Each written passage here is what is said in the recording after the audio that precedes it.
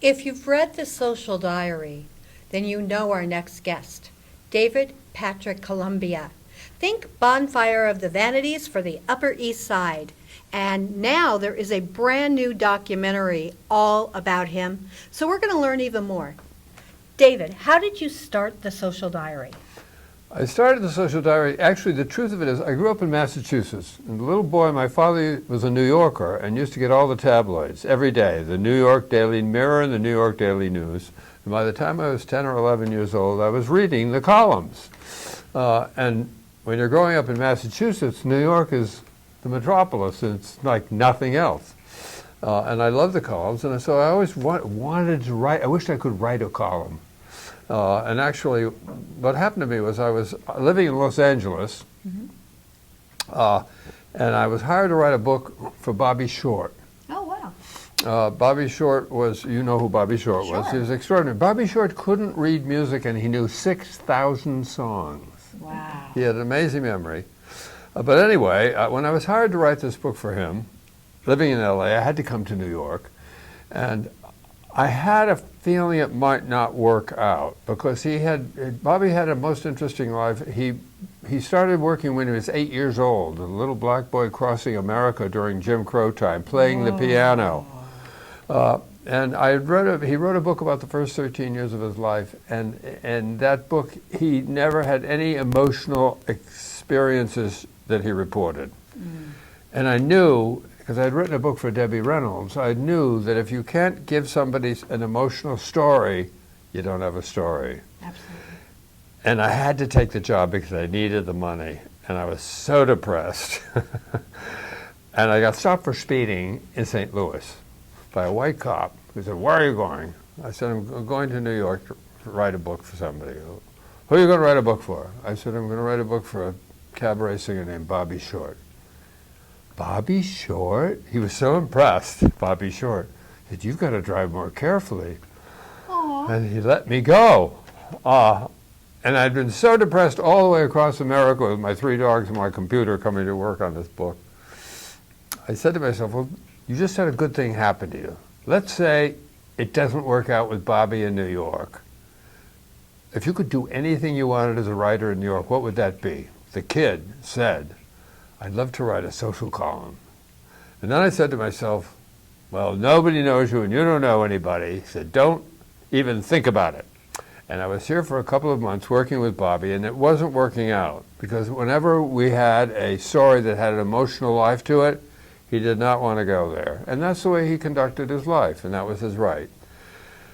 So I met a friend of mine that I was staying with here, a woman named Beth DeWoody. She took me to a cocktail party at Chanel one night, and there was a little English lady there named Heather Cohane. And Heather Cohane had a magazine called Quest, which still exists. As a matter of fact, I'm the editor of it today. But she knew my byline and asked me if I would like to write a column, an article for her, and I said yes. And so I wrote the article, and she gave me another note. And after about 10 articles, she asked me if I'd like to write a column, a social column, and that's how it happened. And so I sat down and started writing the social column. What's your favorite thing that you've done, that you've written about, that you're very proud that you wrote? That I'm very proud of? I'm very proud of the fact that I get it done every day, actually, and that is really true, because we publish online 5 days a week, and actually you can run out of material even in New York if you're doing it 5 times a week, and you're having readers who can say, "I already read that." Right. I like to write, basically, I like to write about people I've met. I write a great deal about the events that go on socially all the time, but I like to tell the reader some of the stories about the people in the events, the people, what their lives are like, etc., that sort of thing. Today, for example, on my diary, I wrote about Charles and Camilla. Oh. And how that happened, and how all the changes that it caused, and actually that was interesting. I was once invited to a party at the palace, the Buckingham Palace, nice. And it was hosted by Charles and Camilla. Now, Charles always struck me, and I didn't know him, but he always struck me as a person who was very uptight and very uncomfortable in his own skin. And so I was really curious to see what it would be like. Now, I didn't know, I knew about, I'd heard about her from people who knew her. She's a very attractive woman. And so I went into the party, and there was a cocktail hour in a room. It was a room in the palace, and Buckingham Palace is really like a palace when you're in it. It's enormous. There's a room of famous portraits of all the monarchs, portraits that we're familiar with, even if we don't know who the monarchs are. They were all they looked like they had a lot of cigarette smoking around them. There were about 200 people having cocktails. It was a benefit for a symphony orchestra out there. And finally, a man opened double doors. He said, "The Prince of Wales and Camilla," or whatever. She wasn't called Camilla.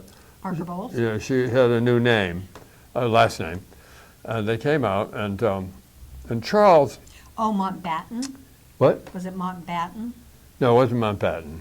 Mountbatten actually was against Charles marrying Camilla because she wasn't royal. And also was married, had been married, and actually had quite an active private life. But it was really interesting watching the two of them, because when they came in, she is a very attractive woman who has a smiling personality. She's the kind of person, if you saw her on the street, you think she's friendly.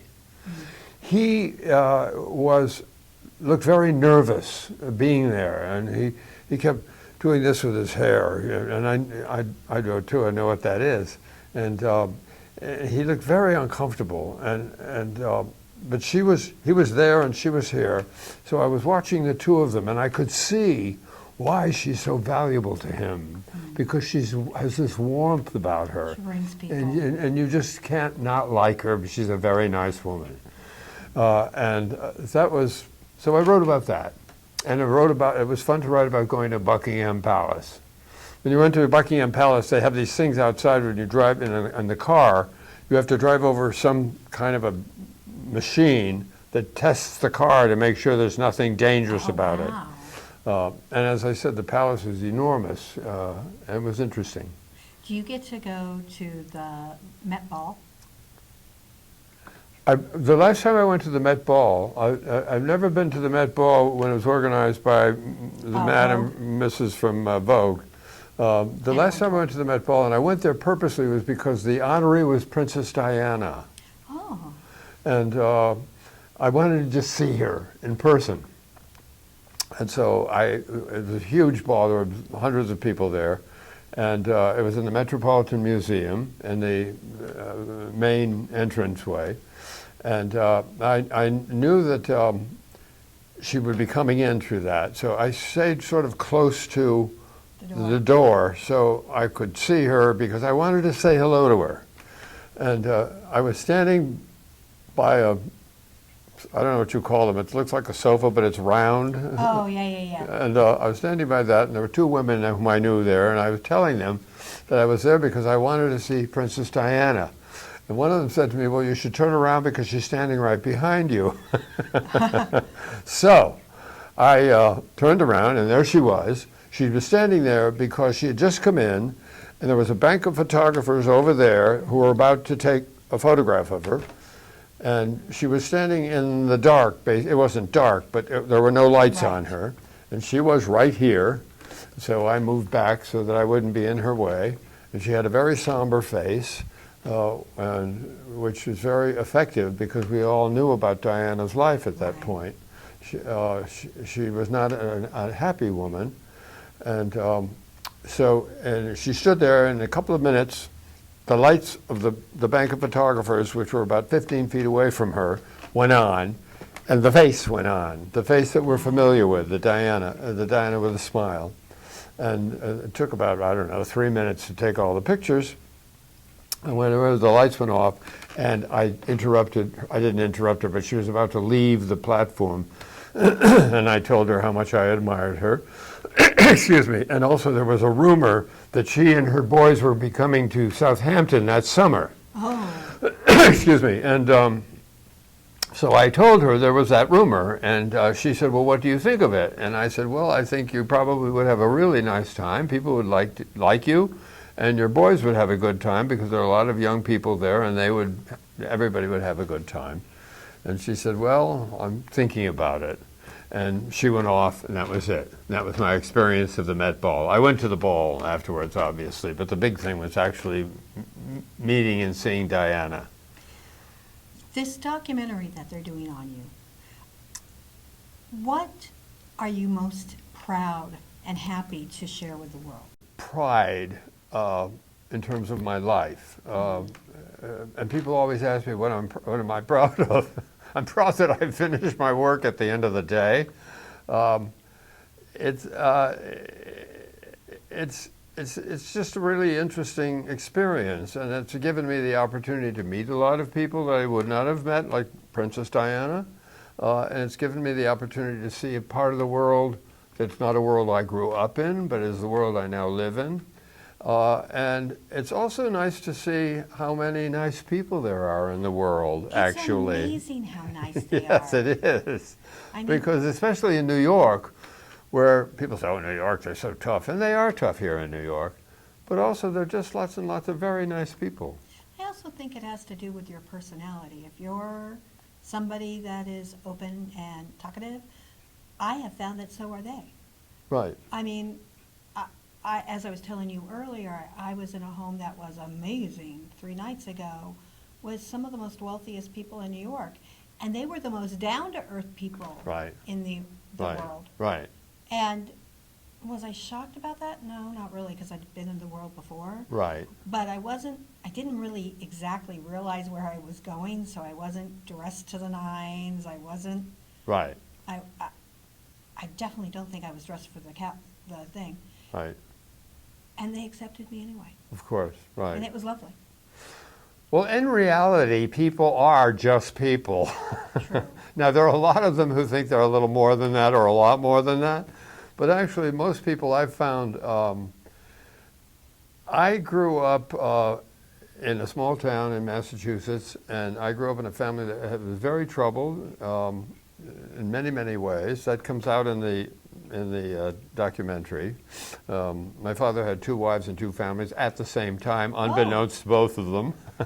It was later learned when I was 25 years old when one of them called me out. The name Columbia is my name, and they had the same name, and they called me on the telephone and asked me about my family. And then all the secrets came out. But my father had a very troubled life and had a hard life. And my mother had to work to keep the food on the table and the roof over our head. But I learned early on that if you were nice and polite and say please and thank you, which a lot of young children aren't being taught today, which is very unfortunate, by just those words, it's magic in terms of most people respond to that in a very positive way. And it's actually embracing life, so to speak. Absolutely. That's it. And so I have a reputation for being very nice. My dogs might disagree with you because I do yell at my dogs. I have a cat, and he would definitely disagree with you. Well, no, I love my dogs, but sometimes the phone rings, they bark very loudly, and I can't hear on the phone. I say, shut up, that sort of thing. My cat's name is Hamlet, and at the most inopportune times, he jumps someplace where he definitely should not be, and I'm like, oh, God, no, please. Huh. So I know the feeling. I moved to Los Angeles with a dog and 5 cats. Really? Yeah, and I had them all out there at the What time. happened to the cats? What? What happened to the cats? They died eventually. Aw. Well, they lived to be quite old, and they died. And I had a Jack Russell at a certain point. Oh, wow. And Jack Russells can be, Smart. I've always had more than one dog, and the Jack Russells can be, they're wonderful dogs, but they can be very difficult with cats. So I never got any more cats, although I love cats too. What haven't you accomplished that you would still like to accomplish? What haven't I accomplished? Mhm. Truthfully, writing a memoir. Is that coming? Well, I'm working on it, but it's amazingly difficult. I'm the kind of person who would tell you anything about myself. Same. And yet at the same time, when you put it in print, it doesn't come out as easily. I agree. In fact, it sometimes doesn't come out at all. And it's a mystery to me. But actually, I would like to accomplish that. Well, I would love to see it happen. I could talk to you forever. Oh, No, seriously, I could. But Yeah. I'm sure that our time is up. okay. You have just gotten to meet David Patrick Columbia. I keep wanting to call him Campbell, and actually that's how I met the people at the party, because I said your name wrong. They're like, Columbia.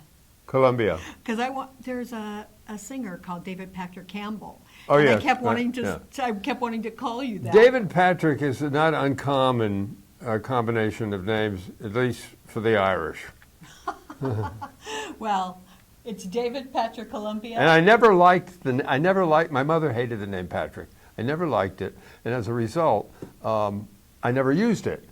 And before I moved to Los Angeles, somebody gave me, I'm sorry to do this, No, somebody please. gave me a reading from a woman who told she read your cards and your Right. numbers and all that other stuff. Her name is Dizia Restivo. She's a charming lady. She held the cards up in front of her face like this, and she asked me if I had a middle name. I said, I do. It was Patrick. She said, well, you should use that. It'll be very, very good for you in print if you use it. And because I was vulnerable, I thought, well, why not? I don't care. And actually, that is the truth. People don't remember David Columbia, but they remember David Patrick Columbia. Yeah, I definitely remember David Patrick, but Right. because there's a David Patrick Campbell, Right. and I do a lot of music, Yeah. trying to get Columbia in there was Right. like, no. Right, exactly. Anyway, you are getting a chance to meet David Patrick Columbia. I hope to talk to him soon, and go check out his documentary because it is definitely worth watching.